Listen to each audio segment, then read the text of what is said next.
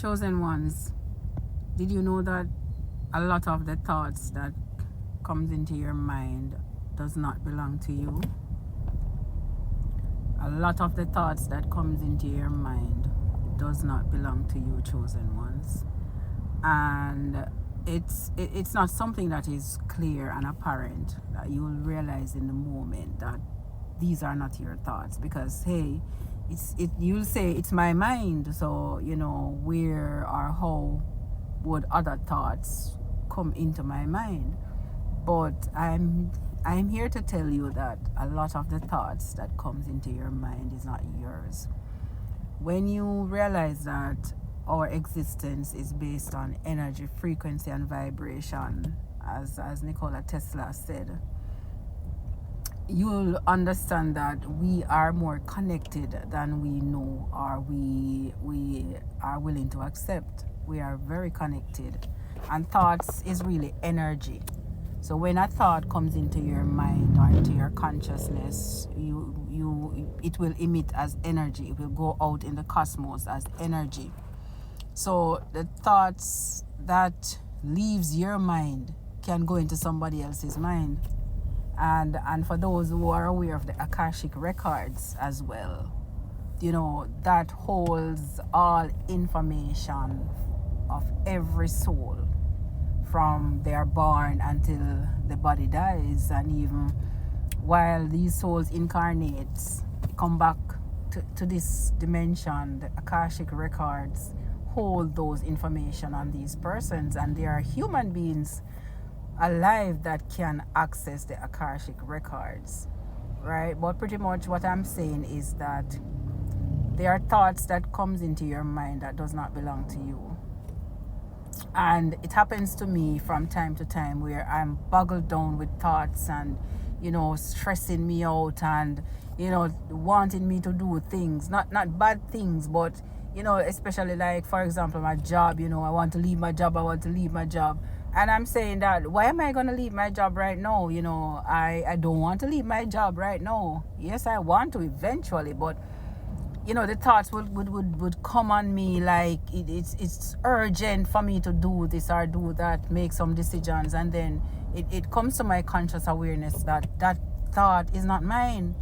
It's really not mine. And so what I encourage you to do, chosen ones, is when we are having thoughts that it's not aligned with how you're feeling or what is happening in your life, you may need to look at those thoughts to see if they're really yours, or it is that it just came into your consciousness, just swirling around there in the energy fields that's around us, and it comes into your consciousness, because we are one. We are all one consciousness. It's just that we are separated based on our forms, but it's really one consciousness that we have. We are connected. We are all connected to the divine. So we are like a sea, and for us, we are the waves on the sea. So it's one consciousness that connects all of us. So the thoughts is one thought.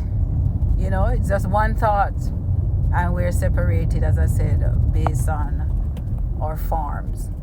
So I just wanted to leave that with you today, chosen ones, that not all thoughts in your mind belongs to you. So you don't have to find way to solve the issues that comes into your head, or find explanations for them, because they might not be yours.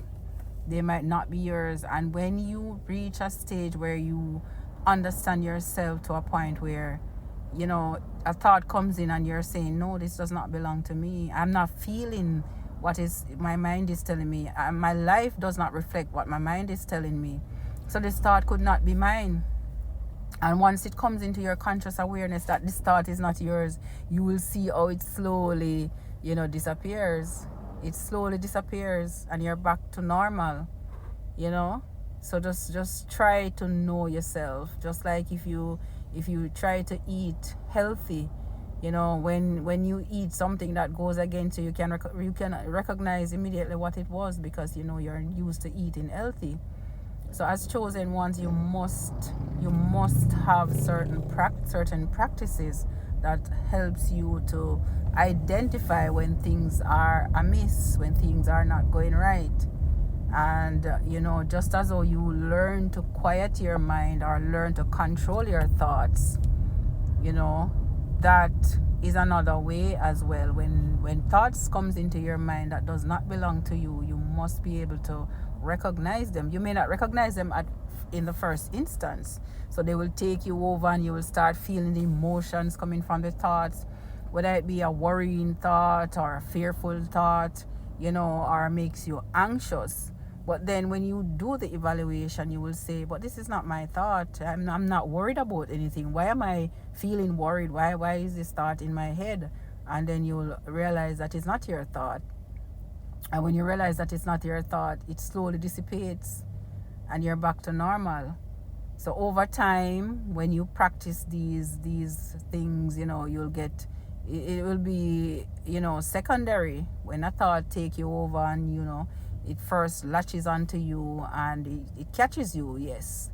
But you will then start to realize that, hey, this is not me. Why do I feel sad? Why am I feeling sad?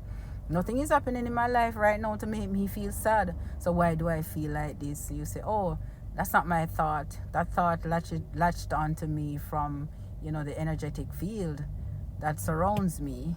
All right, chosen ones. The important thing is that you know yourselves, know what you're about, what the powers, the authority, the strength that you have.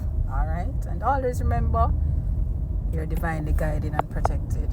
All right.